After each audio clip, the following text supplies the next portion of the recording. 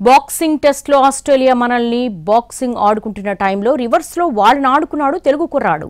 8వ స్థానంలో వచ్చి సెంచరీతో చెలరేగిపోయాడు. టాప్ ఆర్డర్ అంతా కుప్పకూలి చేతులెత్తేసిన టైంలో జట్టుని ఆదుకొని తగ్గేది లేదని బ్యాట్ను గడ్డంతో నిమిరాడు. కీలకమైన టైంలో సెంచరీ చేసిన నితీష్ను చూసి ఇది సారు మన బ్రాండు అని తెలుగు పీపుల్ వైల్డ్ గా స్పందిస్తున్నారు. మెల్బోర్న్ టెస్టులో తెలుగు డైనమైట్ మరోసారి పేలిందే. జైస్వాల్ తప్ప అందరూ బ్యాట్ ఎత్తేసి పెవిలియన్ కు వెళ్లిన తరుణంలో నేనున్నా అంటూ మీసం తిప్పాడు వైజాగ్ 1000 వాలా నితీష్ కుమార్ రెడ్డి. ఎప్పుడొచ్చామని కాదన్నయ్యా, బుల్లెట్ దిగిందా లేదా అన్న టైప్ లో చెలరేగిపోయాడు. వాషింగ్టన్ సుందర్ తో కలిసి ఇన్నింగ్స్ రిపేర్ చేశాడు. ఫాలో ఆన్ గండం నుంచి గట్టెక్కించి శభాష్ నితీష్ అనిపించాడు. జీబీటీ ట్రోఫీలో అరంగేట్రం చేస్తూనే అదరగొట్టాడు. హాఫ్ సెంచరీ చేసి తగ్గేదేలే అని బ్యాట్ తో గడ్డం నిమిరాడు.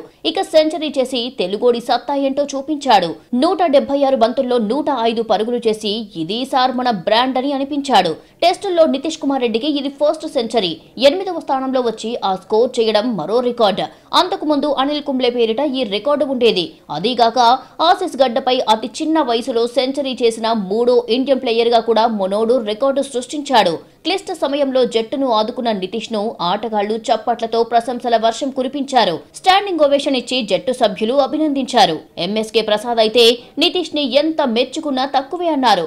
వరల్డ్ క్లాస్ బౌలర్లను మెచ్యూర్డ్ ఎదుర్కొన్న తీరు అద్భుతమంటారాయన.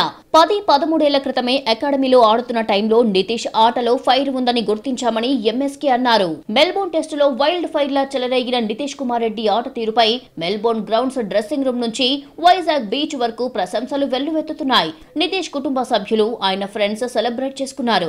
నితీష్ కుమార్ రెడ్డికి ఆంధ్ర క్రికెటర్ అసోసియేషన్ తరపున బహుమతిగా 25 లక్షలు అందిస్తామని ఏసీఏ అధ్యక్షుడు చిన్ని తెలిపారు.